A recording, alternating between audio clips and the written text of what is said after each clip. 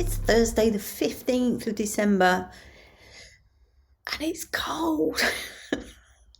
I'm sat here with a blanket wrapped around me because it is so cold. I had a day off today, which was good. So I went out and I met somebody that I worked with, had tea. We went to a hotel near Holborn, just the foyer, I might add, nothing like that going on. But a cup of tea, it was the weirdest cup of tea I've had, not to mention it was very expensive. But he asked me if I was having the tea in or taking away, which is strange. And I said, well, in the foyer, thank you. So I got a fancy teapot, English breakfast tea, and then I was given a paper cup. Very peculiar. Anyway, the chap that I used to work with was on good form, praising me of all the gossip since I've moved on. Speaking of tea or coffee, the candle was Christmas magic and the fudge was coffee and cream. And I was quite dismayed at this because I really don't like coffee. But I have to say, the fudge was rather nice. It didn't really taste that much of coffee, so that's probably why. But it was quite pleasant.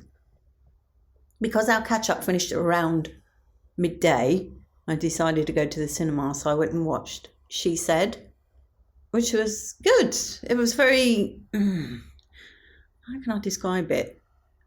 I mean, it's a true story, but it was quite slow paced and you did get a sense of the time and effort that went into breaking that story.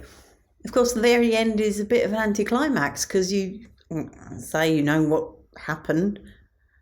But anyway, I'm not going to say too much because I don't want to give away spoilers. But it did have an actress, Samantha Morton, in it. She's an English actress. And every time I see her in something, I think, oh, is that lady? I can never remember her name. And I think, is that lady? I've seen her before. She is such a versatile, in terms of her look, actress. She just manages to look totally different every time I see her in a movie. But I do vaguely recognise her and I have to come away and interrogate IMDb to find out if it's her. As for the whole storyline, I have very mixed feelings on it all.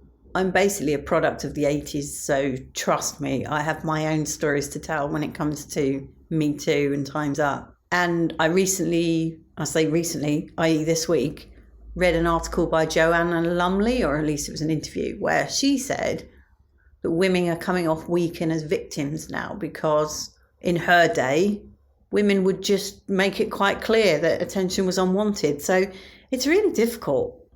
I can imagine Joanna Lumley probably had a lot of unwanted attention as well. And to a certain extent, I kind of agree. You should make clear that attention is unwanted. But I also know that sometimes you can't. It's that power thing, isn't it, I suppose, with Weinstein. Anyway, this is quite serious. Who knew that a movie could provoke so much thought?